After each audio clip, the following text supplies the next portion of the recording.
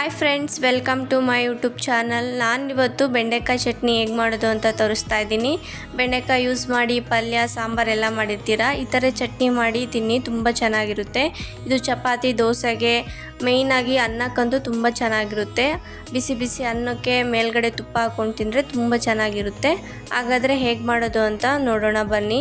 ನಾನಿಲ್ಲಿ ಬೆಂಡೆಕಾಯಿನ ಹುಡ್ಕೊತಾ ಇದ್ದೀನಿ. ಅದಕ್ಕೆ ಒಂದು ಪ್ಯಾನ್ ಇಟ್ಕೊಂಡಿದ್ದೆ. ಪ್ಯಾನ್ ಕಾದ್ಮೇಲೆ ಎಣ್ಣೆ ಹಾಕ್ಕೊತಾ ಇದ್ದೀನಿ. ನಾನಿಲ್ಲಿ ಒಂದು 100 ಗ್ರಾಮ್ ಆಗೋಷ್ಟು ಬೆಂಡೆಕಾಯಿನ ಕಟ್ ಮಾಡಿ ಇಟ್ಕೊಂಡಿದ್ದೀನಿ. ಫಸ್ಟು ಬೆಂಡೆಕಾಯಿನ ವಾಶ್ ಮಾಡ್ಕೊಳ್ಳಿ, ಆಮೇಲೆ ಬಟ್ಟೆ ಮೇಲೆ ಹಾಕ್ಕೊಂಡು ನೀರಿನ ಅಂಶ ಎಲ್ಲ ತೆಗೆದು ಕಟ್ ಮಾಡ್ಕೊಳ್ಳಿ. ಇಲ್ಲಾಂದರೆ ಲೋಳೆ ಥರ ಇದ್ಬಿಡುತ್ತೆ. ಈ ಪ್ರೊಸೀಜರ್ ಫಾಲೋ ಮಾಡಿದ್ರೆ ಲೋಳೆ ಇರೋದಿಲ್ಲ. ಇವಾಗ ಫ್ರೈ ಮಾಡ್ಕೊತಾ ಇದ್ದೀನಿ. ಕಲರ್ ಚೇಂಜ್ ಆಗೋವರೆಗೂ ಫ್ರೈ ಮಾಡ್ಕೋಬೇಕು. ನೋಡಿ, ಬೆಂಡೆಕಾಯಿ ಎಲ್ಲ ಚೆನ್ನಾಗಿ ಫ್ರೈ ಆಗಿದೆ, ಕಲರ್ ಕೂಡ ಚೇಂಜ್ ಆಗಿದೆ. ಇಷ್ಟಾದರೆ ಸಾಕು. ಇವಾಗ ಇದನ್ನು ಸೈಡಲ್ಲಿ ಪ್ಲೇಟಲ್ಲಿ ಎತ್ತಿಟ್ಕೊತಾ ಇದ್ದೀನಿ. ಅದೇ ಬಾಣಲಿಗೆ ಎಣ್ಣೆ ಹಾಕ್ಕೊತಾ ಇದ್ದೀನಿ. ಈರುಳ್ಳಿ ಟೊಮೊಟೊ ಎಲ್ಲ ಹುರ್ಕೋಬೇಕು.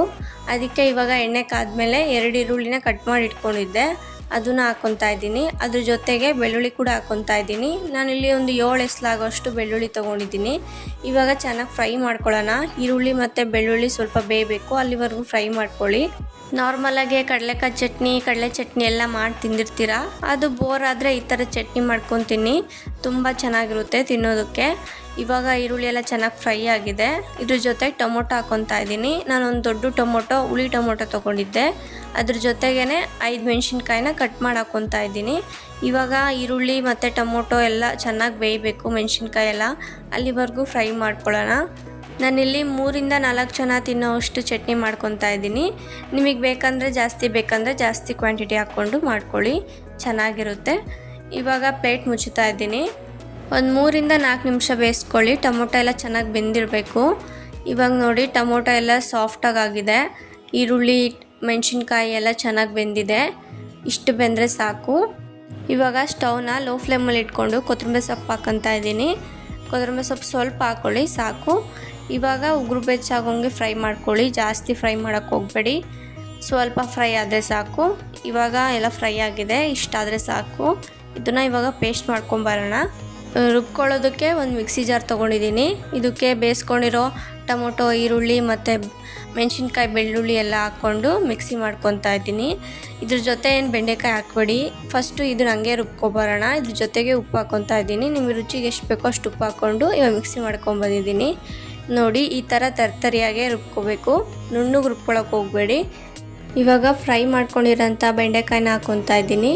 ನೀವು ಮಿಕ್ಸಿ ಮಾಡ್ಕೋಬೇಕಾದ್ರೆ ಮಿಕ್ಸಿನ ಆಫ್ ಆ್ಯಂಡ್ ಆನ್ ಮಾಡಿ ಒಂದು 2-3 ಸಲ ಹಂಗೆ ಮಾಡಿ ಮಿಕ್ಸಿ ಮಾಡ್ಕೊಳ್ಳಿ.